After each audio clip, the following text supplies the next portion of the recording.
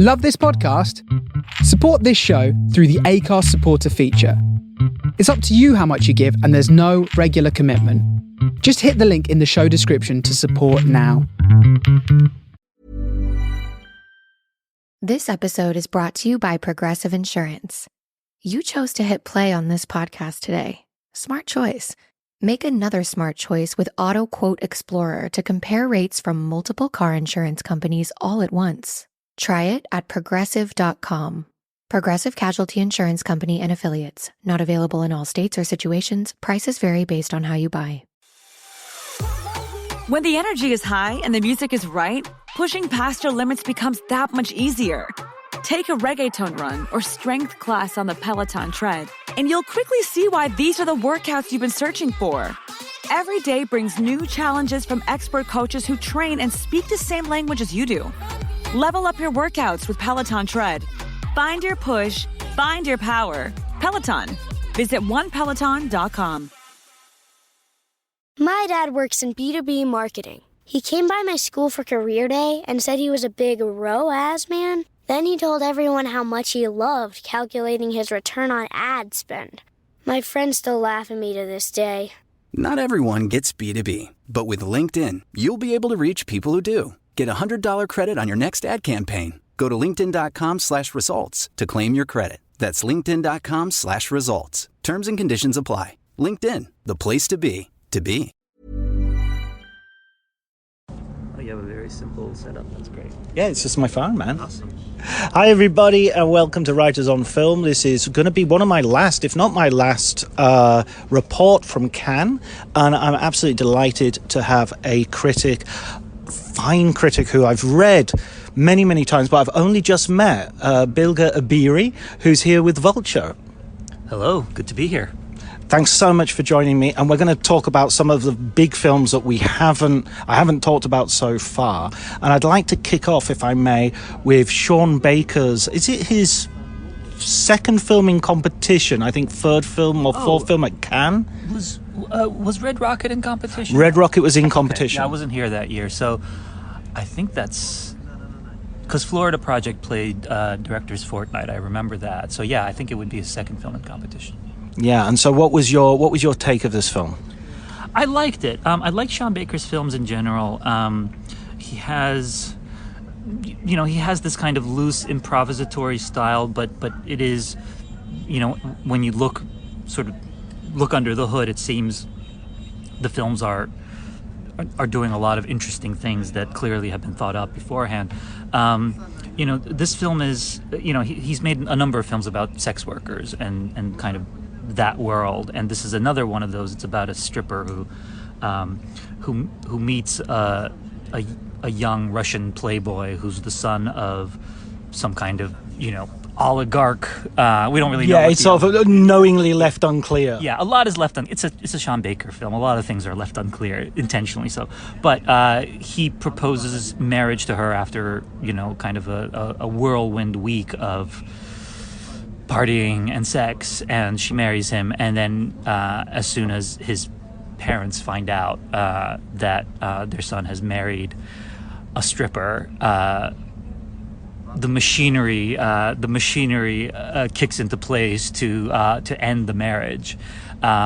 What's fun about the film is it seems at first like it's going to be a really kind of scary, grisly, violent story, because like you see all the goons kind of sort of getting together to come over and drag her out of the house. But actually the goons themselves are not particularly violent. They're just people doing a job, and the whole film is really about it's not, the word I'm looking for isn't solidarity, but kind of the subtle connections between people who labor but aren't necessarily seen as laborers, right? I mean, there's a connection between the stripper and the thugs that are basically there to do a job for this oligarch. In fact, there are thugs doing jobs for thugs who are doing jobs for the oligarch. I mean, there are actual layers and hierarchies and things like that. as a result, the film is quite fascinating. It's been tipped as kind of a potential Palm winner here. Who knows if it'll win it? But I feel like it could win something. You know, Mikey Madison, the lead actress, is phenomenal and unknown. I think I don't think I've seen her. She had a very small role in Once Upon a Time in Hollywood as part of the Manson gang, and a bigger role in Scream, one of the latest Scream episodes. I've seen all the Screams, but anyway, this is a breakthrough role for her. I mean, she's on screen constantly. She's doing all sorts of things. I mean, it requires a tremendous amount of range, and the film, despite being very funny in parts and kind of lighthearted and loosey-goosey in certain ways, ends on a very dramatic, emotional note. And an ambiguous note. You don't quite know how to feel about it. But it is interesting how throughout the film there are lots of scenes of strippers gyrating and glimpses of people having sex and things like that. None of them feel at all erotic or or sexy, if you will. I mean, some of it's kind of porny, but not sexy. But then right towards the end, there's one scene, and that is very erotic and also kind of disturbing, and also kind of sends the film in a whole new direction right before it ends, suggesting sort of hidden depths. Suggesting hidden depths. I think the film might be a little too long. It is longer than, or maybe kind of exactly the same length of time as 2001: A Space Odyssey. I mean, it takes place over the course of, well, there's a week-long prelude, but it takes place over the course of a pretty short period of time. And there are certain parts where I thought to myself, I'm not sure where this is going, and I feel like maybe the film itself isn't sure where it's going. But otherwise, I quite enjoyed it. Yeah, I had a great time with this film as well, and I loved the thing you just said about how there are these hidden connections, because that starts as well with the title itself, because Annie, the stripper played by Mikey Madison, is the Anora of the title, which is her Russian name, although I think there is a lot of discussion in the film about actually where people are from, because they're not Russians. There's Albanians. There's different nationalities. Because the couple of thugs are Armenians. I keep calling them thugs. They're not. I shouldn't call them thugs because they're actually characters in the film, and they're actually very interesting, charming. Charming isn't maybe the word, but you've gone too far the other way now. No, I mean, exactly. They're people doing a job, and they're trying to do the job as well as they can. I mean, they're people who are in the midst of trying to manage a crisis. This father, this oligarch and more importantly, the mom, his wife, is furious about what's happened, and she sees it as their failure to keep an eye on the kid. So it's a huge surprise for them that he's gone and married this person, and it's a real crisis for them because this is a thing. Like they keep saying, I'm going to get fired. They all feel like they're going to get fired because of what happened, and they probably are after all is said and done. So really, they're trying to get through this thing without any further screw ups, and you get that sense, and it's. So the film has a very different texture than what a brief recap of the story might make you think is going to happen. One thing I wanted to ask, because I love Sean Baker's work. I've followed him from the very beginning, and I love that this film is such I think he's a cinephile who has a real admiration for a lot of classical Hollywood, and he's certainly into his gonzo Hollywood as well, his cult films and whatnot. And this strikes me as a screwball comedy of a sort of 30s pre-code style. It has that zip to it. It has that feisty female centerpiece. And in a way, if you were cynical and calculating, you could look at this film and say, if we tone down the sex work as the explicit depiction of sex work, made it a little bit more Married to the Mob or something a little bit more, this could really be a mainstream movie. And I'm kind of very glad he doesn't do that. But I'm always wonder if that discussion even happened. Sean Baker doesn't seem like a person who would have that discussion. But yeah, I mean, it's like, what if Pretty Woman goes off the rails in its 20th minute? You know, it's kind of that's kind of the concept, good right? analysis, yeah. And that's what's so great about it, because it starts off with a setup that you're familiar with the setup, right? We've seen things like this before in movies, but then it kind of veers off in a totally different direction. And it's not that it veers off in an unfamiliar direction; it just veers off in a direction that you wouldn't expect from the initial setup. And yeah, that's what makes it so charming. Again, I keep using words like charming and delightful, and while those are very much true of the film is ultimately a serious film. It's not. It's not a lark, but that's what I like, is those mixes of the sort of Safdie brothers milieu with this sort of you expect Annie to somehow be. Usually, this character is pitched in some kind of tragic light, forceful and stubborn and all the rest of it, but ultimately doomed. Yeah. And here it's a much more generous, much more open, much more complete picture seems to arrive. Not only of that, but also of the environment around her. Headquarters, the strip club, which she works at, for instance, seems a fully realised place with a whole cast of characters you only glimpse. Yeah, and I know he did a ton of research for this film. My colleague Rachel Handler wrote an article for Vulture. She interviewed some of the, some of the other actors are actually strippers, right? Strippers and actors who've, and they were, Sean Baker and his wife kind of talked with them over the course of development and production, and they used them for research, and then they cast them in the film, and they helped Mikey Madison do her research for the part. So there's a real kind of authenticity there, just because the director actually did the work, and also I think he's a little more familiar with this world than the average filmmaker, not because he's like spending his time in strip clubs, but because he has kind of delved into this world before. It seems so. I don't want to make everything into metaphor, but it seems like also that might be one of the reasons that he seems to concentrate on this, that it's an extreme form of capitalist exploitation. And that's and also not as exploitation, but also you use what you have to gain a foothold on the world. It is, and I mean, extreme form of capitalism definitely, but also, those kinds of extremes help clarify our own lives, not just in terms of capitalist exploitation, but also in terms of, how to negotiate the world in general, and how to negotiate relationships and things like that. I mean, there's a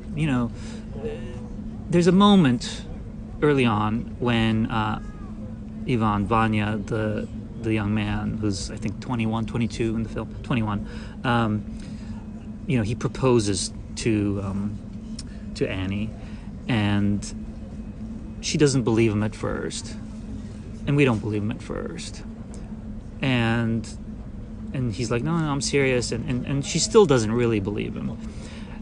And there's this little moment where you can tell in her mind she's thinking, is this guy for real? And she accepts it. She, obviously she says she says she'll marry him. And of course, as the audience, we're watching this thinking, well, this isn't going anywhere good. Like, this is clearly not going to turn out well. But the performance is so good, and the filmmaking is so on point, that you get the sense that she knows this too. You see, she still kind of knows this, but at this point, it's a what have I got to lose type of situation. I mean, there's a great scene towards the end when somebody said, I'm not giving anything away, but they're threatening her. It's like, you lose everything you have, and she doesn't say this, but she's thinking. She's like, I don't have anything to lose. What are you going to take from me? You know? And that kind of stuff just provides so much depth to a character and to a situation, and that's what's so great about Sean Baker's films in general. Do you think this is his best? Oh gosh, I really loved The Florida Project, and I really loved Red Rocket.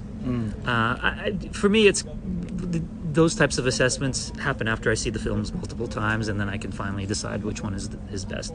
I think Red Rocket might be my favorite of his films, actually. Yeah, I think I'm still with Florida Project, but I think every film he's made is, it's up there. He's one of the most consistently interesting American filmmakers at the moment. And before Tangerine, he had a number of films that weren't necessarily all that well known. They didn't kind of break through in a big way. And a friend of mine, actually, Michael Sergio, who owns a company called Kavu Films, he released a couple of Sean Baker's early films. He's also an actor, and he shows up in this film as the judge at the end. Really? Yeah. That's a great role. Yeah. So Sean Baker still has some kind of fondness for these guys that he's worked with earlier. Now that he's a big shot, going to Cannes, red carpets and whatnot. I don't think. I mean, he's definitely. He's definitely arrived when it comes to the European film festival circuit.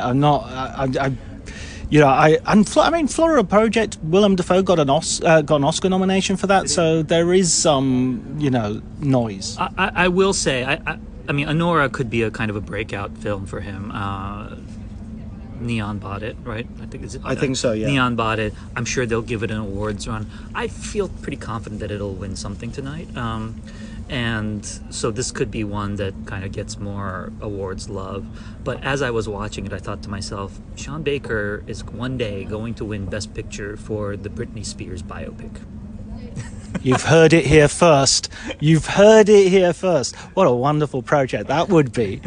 Excellent. So let's move on to another film which showed later on in the competition. Tell you the truth, Anora, I think, showed earlier this week, and it felt like now the competition's really getting going. There's a few, after a slow start, we had some really good pieces of work going out. Anora was one of the first that I really rated highly. But yesterday afternoon, I saw The Seed of the Sacred Fig, which is possibly the masterpiece of the festival. Well, I wouldn't call it a masterpiece, but I think it's an interesting film. Obviously, Mohammad Rasulov, the Iranian filmmaker who made it, had to flee Iran. There was he'd been in prison already, and then he'd been released from prison, but now, he was again, ordered to be imprisoned and flogged, and he actually he fled the country, and it was while he was making this film that the sentencing came down. I mean, he was making the film largely in secret anyway, because it's a very critical of the regime, obviously. In that sense, I was very impressed with the film, just the fact that it even coheres. Cannes has a history of films like this. Kirill Serebrenikov's films have shown here. Kirill Serebrennikov, who has since, is no longer under house arrest in Russia, but he has a film here as well. But the story that will always resonate with me is in 1982, the Turkish-Kurdish director Yilmaz Güney had a film here called Yol. Now, Güney had spent most of his career, and he'd been an actor in a film. He had been an actor since the 50s and a director starting in the late 60s. He spent most of his career in prison, most of his directing career in prison, and very often he had surrogates who would direct for him. So he's often credited as a writer and a producer and sometimes an editor on his films, and he would write these films in prison. They would sneak out shot lists, they would make the films, he would edit them in prison, he'd briefly come out of prison, and then he'd get convicted of something again and go back. It's a whole story. It's a long story, but he made a film called Yol in the early 80s, again directed by someone else with shot lists and screenplays and direction. In fact, he even fired his initial director from prison and then hired another. When the energy is high and the music is right, pushing past your limits becomes that much easier. Take a reggaeton run or strength class on the Peloton tread, and you'll quickly see why these are the workouts you've been searching for. Every day brings new challenges from expert coaches who train and speak the same language as you do. Level up your workouts with Peloton Tread. Find your push, find your power. Peloton. Visit onepeloton.com. Explaining football to the friend who's just there for the nachos? Hard. Tailgating from home like a pro with snacks and drinks everyone will love? An easy win. And with Instacart helping deliver the snack time MVPs to your door, you're ready for the game in as fast as 30 minutes. So you never miss a play or lose your seat on the couch or have to go head-to-head for the last chicken wing. Shop Game Day Faves on Instacart and enjoy $0 delivery fees on your first 3 grocery orders. Offer valid for a limited time. Other fees and terms apply. Director, all these people had been his assistants in the past. And the film came to Cannes. Gunet fled prison right before that. He showed up at Cannes. He won the Palme d'Or. He shared it with Costa Gavras' Missing. I guess that year they decided they were going to go for a Greek-Turkish friendship kind of situation. And you know, Interpol on his tail, shows up, wins the Palme d'Or, and then goes into exile in France. And he died several years after that. But, you know, all this week there was this question of whether Russellov was going to come here because he obviously fled his country. And then, of course, he came. He was at his premiere. His couple of his actors were not. And he had pictures of them because they're back in Iran. You know, a lot of people who worked on this film, their passports have been confiscated. They can't leave. Russellov himself fled. He didn't, you know, get on a plane and leave. He crossed the border into, I believe, Turkey.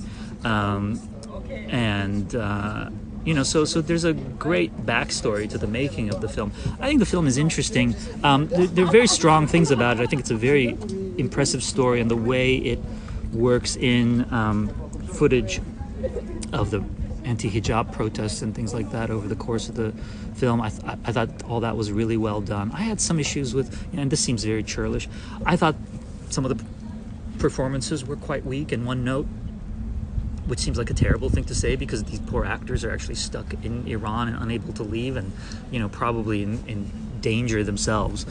So I'm glad, you know, the film exists. I'm glad they made the film. You know, there's certain elements, because it is a very narrative film. It is a film that, you know, it's not a film that relies on a ton of style to carry it through. It's a film that seeks to sort of absorb you into its moment. And there are certain elements of the film that didn't quite work for me, but, you know, at this point, what are you going to say to the guy? You know, he didn't really have a lot of time. He didn't really have a lot of chances to kind of keep shooting or re-edit it or do reshoots or anything like that. You know? Yeah, I mean, I sounds like I liked it much more than you did. I mentioned of a masterpiece earlier on. I mean, it's the first film for me that had felt weighty. Interesting. And At the festival. Okay. And I mean, there are films that maybe I enjoyed more, like Anora and The Substance, but I also think this just felt weighty and of the moment. I was talking to David Moraquand earlier, and he was telling me how this had the title of a Cannes winner, that's you know, the sort of colour of pomegranates sort of feel to it. Taste of cherry. There you go, absolutely, the sort of poet. Well, I mean, that's a very Iranian thing, though, to have titles like that. Well, Anora, you know, remember in the film they talk about how Anora is an Uzbek name, and it comes from, you know, there's the word nur, which is light, and then there's the word nar, which is pomegranate, and it's I think the name kind of incorporates both those meanings. So that one kind of has that too. I think people just don't realize it. Whereas the guy who she's with is called Igor, and he says it means warrior, and she says it means hunchback weirdo. That moment between them, where he's like, "It's a good name, you know, it's a good name," you know, and she's like, "No, it's not. It's a hunchback weirdo," and that's a lovely moment in the film. Talking about Anora now.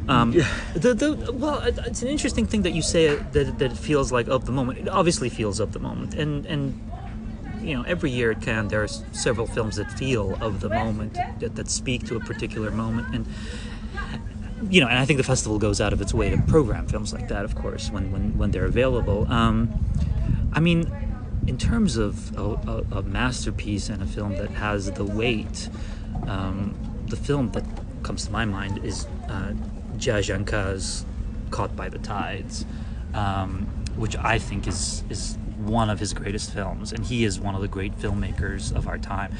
I still have this idea that it could win a Palme d'Or because I feel like this jury, given who's on it, would recognize, that when you're in the presence of a kind of a masterwork from a filmmaker who is sort of one of the important names of our time, that they might not miss the opportunity to give it something at least. But we'll see. But yeah, Caught by the Tides is in terms of the competition, that I think would be my favorite film in competition. All right. And it's a film that he's been making since 2001, I believe.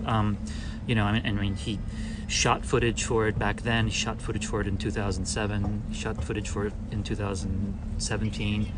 Shot footage for it in 2022. And he didn't really know what he was going to do with it. I mean, it was kind of this, it was almost like his boyhood, Linklater's boyhood, like that concept. But he didn't quite know where he was going to go with it.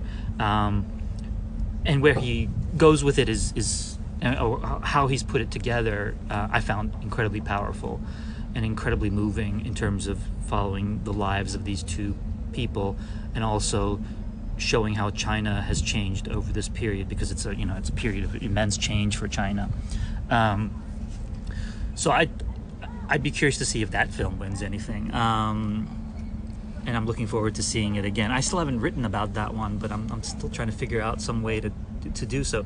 I will say that something I've noticed in a few of the stronger films at Cannes this year, the incorporation of documentary footage and showing kind of what's going on in the world, because you see that in Caught by the Tides, you see that in Miguel Gomez's Grand Tour, which, by the way, is like very similar to Caught by the Tides in the way it tells the story of two people and one pursuing the other across a period of time and across a geography, and the way that it uses documentary footage of the world around it. It has one of the most stunning images I've seen in the whole festival. Which one? The Ferris wheel. Oh, that's the one that opens with. It opens, but there's actually a second repetition of that image, which is even more strong. He's running the Ferris wheel does not have an engine. It's just basically these kids pushing it and just ducking right in time to not get their heads taken off. It's incredible.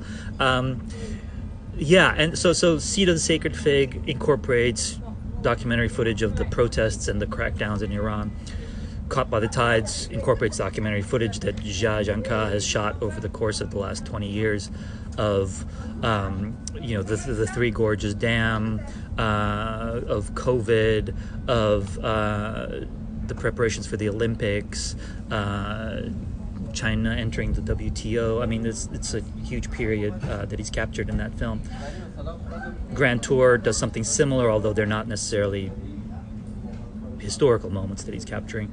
And then the other film that does that is All We Can Imagine Is Light, the Indian film, which also incorporates, it's a film about two nurses in Mumbai, and kind of their lives there. They live together in a small place, and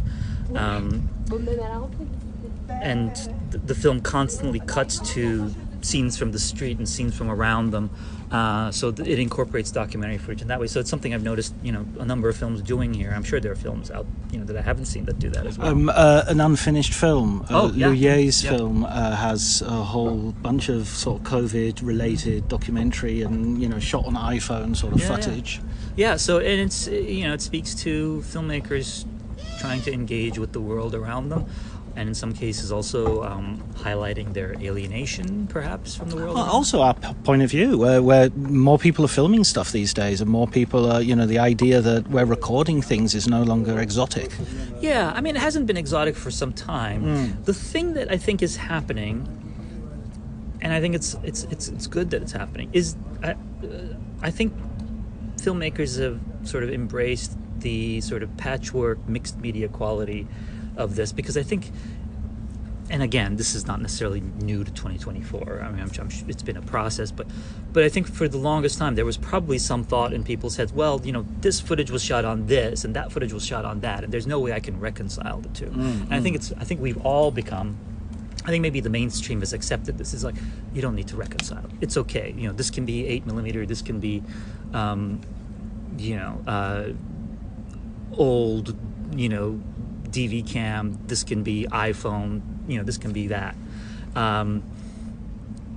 I mean, that's a thing that, usually experimental filmmakers did, right? That was something that came from the avant-garde, but now it's become very mainstream to do that. Absolutely. Even The Apprentice this year had, the film stock changing from sort of 70s to 80s bleeding video, sort of where the colours are all over the place. These used to be high-level formalist things that filmmakers did, and now, everybody does it. It's a filter on Instagram. Yeah, right, exactly. Exactly. So it's funny because I do think that that's something that sometimes festivals like Cannes have to wrestle with. I mean, everybody has to wrestle with it, but the idea that the things that visual culture becomes so much more sophisticated, that the things that we once thought were sophisticated now are kind of commonplace and cliche and even kind of annoying. And you have to kind of keep up with the times, but then sort of, what does that mean? I mean, because there's also something to be said for sort of the old school virtues of filmmaking, I mean, there's a film here. It's not a great movie. It's very good in its first half, and then it kind of fell apart for me, but it's called The Girl with the Needle, which the Danish film, yeah. Yeah. But it is so well put together. It's shot in black and white. It looks fantastic. The editing is very precise. The acting is really good. It's such a kind of, I don't want to say conventional, because that's not the word I want to use, but it has a sort of old-fashioned quality to it. And usually Cannes would be the place where you'd go to see films like that, and this one feels like a total outlier, right? That's the movie that feels like an outlier, the sort of the narrative that just kind of just does it and does it as well as it can. Tells its story of a beginning and middle and end. Yeah, and exactly, all that. Exactly. Yeah. Even, I mean, as I just said, the Mohammed Rasulullah film has a more kind of conventional sort of shape, but actually it doesn't. It goes in a very strange direction at the end. I mean, it's not a short film, and it kind of meanders, I think, in an interesting way that sort of introduces myth into it. I'd like to say I think there's like 4 films, and this is what I liked about the film. I thought a lesser film would have been quite happy to have told one film story, right. So basically there's a family. The father has just got a promotion, so he's become an investigating judge as the regime is going into a moment of crisis, as all the protests are launched. His daughters don't know about his job, and he has to have a gun for his own protection, and the gun goes missing, and that's sort of basically the setup. But the first half of the film feels very much like a slightly claustrophobic family drama within the apartment of this quite well-to-do middle-class Iranian family. Then it becomes something of a chase movie almost. There's actually a car chase, which is not something you usually see in Iranian cinema, I don't think.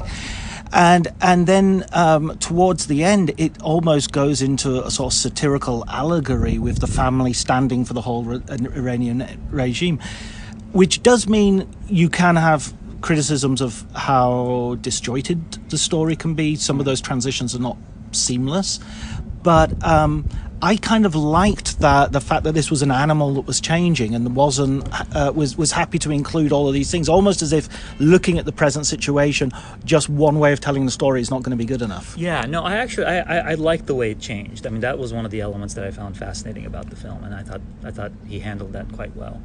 It was more sort of the more conventional virtues that didn't quite work for me, but whatever.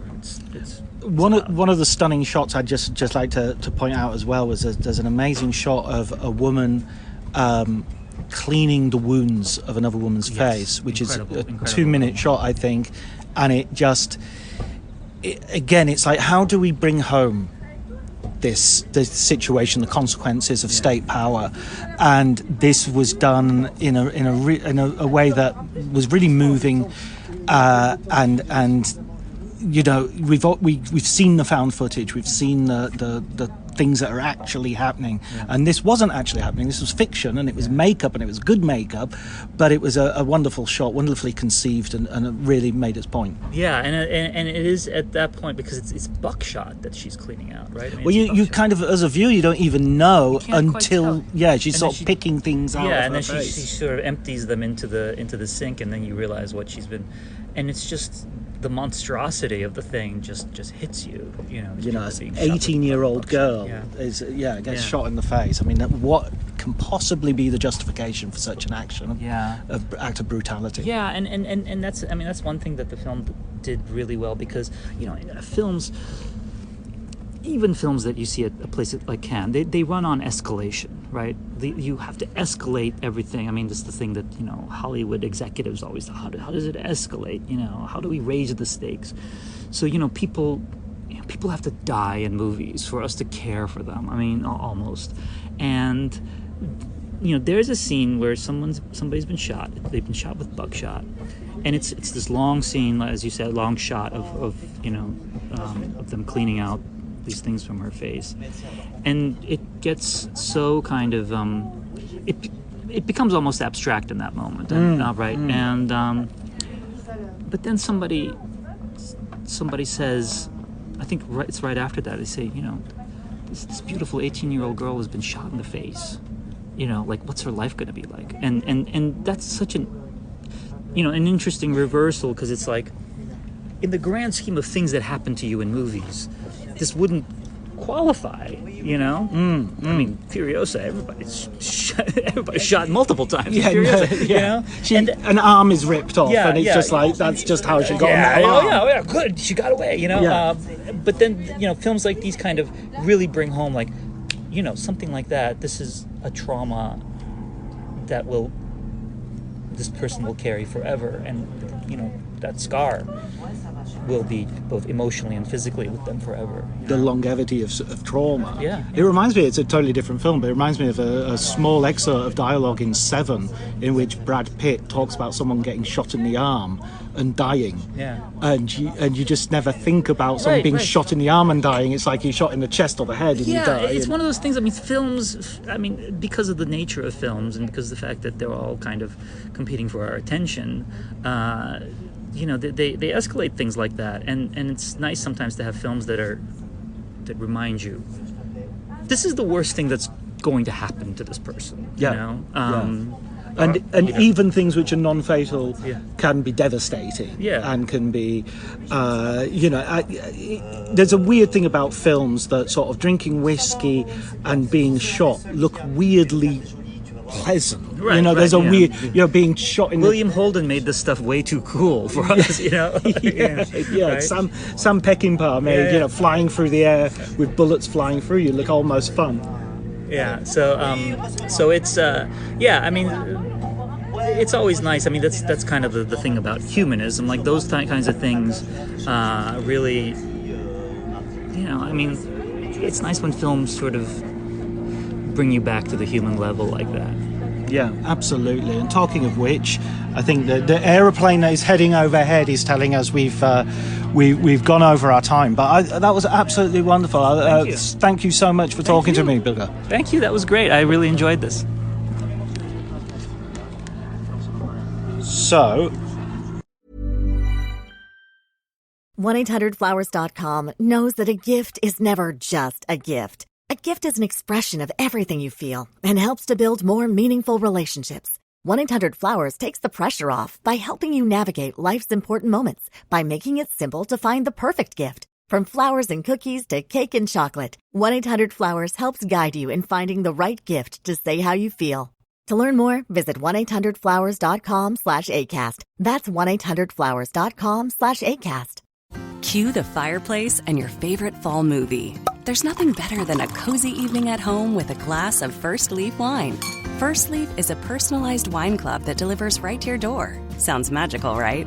They get to know your favorite tasting notes, which varietals you enjoy, and whether you prefer sweet or dry wines. So in every shipment, you get bottles tailored to your unique palate.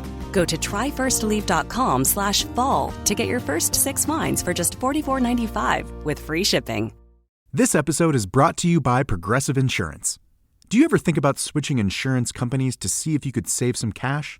Progressive makes it easy to see if you could save when you bundle your home and auto policies. Try it at Progressive.com. Progressive Casualty Insurance Company and Affiliates. Potential savings will vary, not available in all states.